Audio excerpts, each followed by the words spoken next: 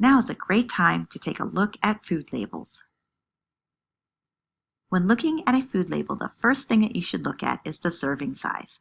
Often the serving size is much smaller than you would expect. For example, an energy drink bottle may contain 2.5 servings. Most people drink the entire bottle, and why not? In order to determine the nutritional value, they would have to multiply the food counts by 2.5. This can be confusing to many. Following are some clues on how to estimate serving sizes. A tennis ball is about the size of a half a cup of cooked rice, pasta, cooked cereal, or popcorn. You can also use a tennis ball to estimate 1 ounce of pretzels. A baseball, or an average fist, is about the size of 1 cup of ready-to-eat cereal. Generally, a baseball estimates 1 cup and a tennis ball estimates a half a cup. A CD case is about the size of 1 slice of bread, 1 small tortilla, a waffle, or a pancake. And a hockey puck is about the size of 1 muffin or biscuit. A computer mouse represents a half a cup of vegetables, raw or cooked, and 1 medium potato. A baseball is about the size of 1 cup of raw leafy greens, and 1 serving of vegetable juice is a half a cup. Remember those small milk cartons from primary school? They are 8 ounces. A tennis ball is about the size of a half a cup fresh or frozen fruit, diced or sliced, and 1 medium whole fruit such as an apple, orange, or peach. A golf ball is about the size of a quarter cup of dried fruit. A serving of 100% fruit juice is 8 ounces, those tiny little cans. And an average fist is about the size of 1 cup of berries. 1 cup of milk or yogurt is an 8-ounce size container, again, the small carton of milk that we think of for kids. When measuring cheese, think dice. 1.5 ounces of natural cheddar cheese is about the size of 4 dice, and 2 ounces of processed cheese is about the size of 6 dice. A half a cup of ice cream is about the size of a tennis ball. 3 ounces of meat or poultry is about the size of a deck of cards. 3 ounces of fish or seafood is about the size of a checkbook. 1 egg or 2 egg whites is the size of, well, an egg. Quarter cup of cooked beans or peas is about the size of a golf ball. And 1 tablespoon of peanut butter is about the size of a ping pong ball. 1 tablespoon of oil, such as canola, corn, olive, or soybean, is about the size of a half of a shot glass. A matchbook is about the size of 1 tablespoon of butter or margarine. 1 teaspoon of mayonnaise is about the size of the tip of your thumb. And a poker chip is about the size of 1 tablespoon of salad dressing. Now, let's look at the rest of the nutrition facts label. As we learned, calories provide a measure of how much energy you get from a serving of food. Many Americans consume more calories than they need without meeting recommended intakes for a number of nutrients. How does that happen? Empty calories, or calories with no nutritional value. The calorie section of the label can help you manage your weight. Remember, simply put, calories in minus calories out equals calories stored. You will also find in the calorie section the number of calories from fat. So in this example, there are 230 total calories. And how many calories from fat? Yes, 72, which means that about 30% of the calories in a single serving come from fat. Next, you will see the values for fat. What is nice is that the label must break out saturated fat and trans fat. Labels do not have to denote unsaturated fat, but you can surmise the amount by subtracting saturated and trans fat from the total fat. Food products that are high in unsaturated fats will usually list them on the label. Cholesterol is right below fat and lists the total dietary cholesterol. Remember, for the most part, cholesterol comes from animal products. You should try to get no more than 300 milligrams of dietary cholesterol per day. Sodium is a mineral, and added sodium is implicated in hypertension or high blood pressure. You should limit your sodium intake to no more than 2,300 milligrams a day. As you know, carbohydrates are the macronutrients that we need in the largest amounts. Roughly 45 to 65% of our calories should come from carbohydrates. This is where you will find sugar and fiber. Let's talk about fiber first. You should look for food sources that have at least 3 grams of fiber per serving. We should get at least 25 grams of dietary fiber each day. Sticking with the less processed sources of whole grains, fruits, and vegetables will help boost your fiber intake. Food processors are not required to identify added sugars until the release of the new nutrition facts labels.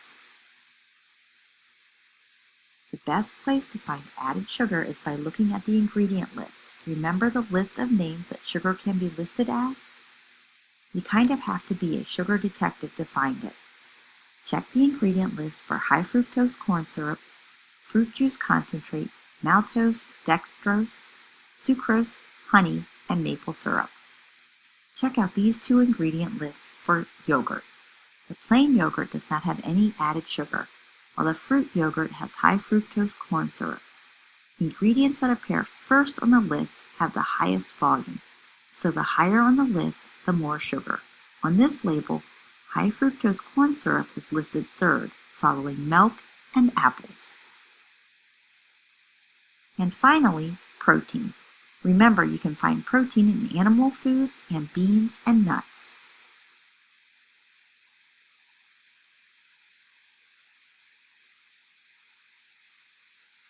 The percent daily values are based on the daily value recommendations for key nutrients, but only for a 2,000 calorie diet. You may not know how many calories you consume daily, so this is a good point of reference. What the percent daily value tells you is the percentage of the recommended level of that nutrient this food item supplies. For instance, the top number, 12%, is for total fat.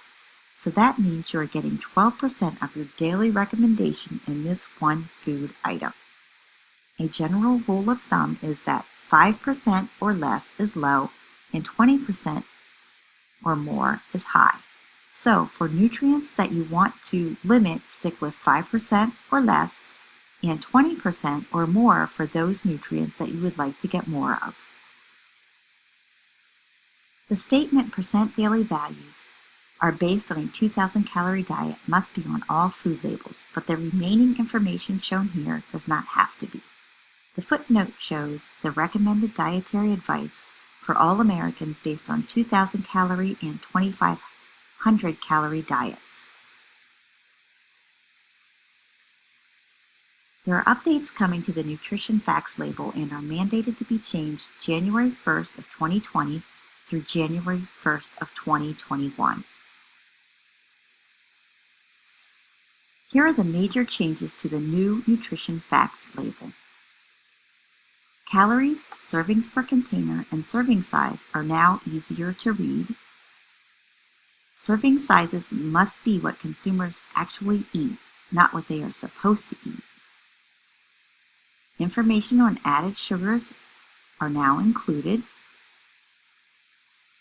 And manufacturers must declare actual amounts for vitamin D, calcium, iron, and potassium. I would like to close with Michael Pollan's 7 rules for eating.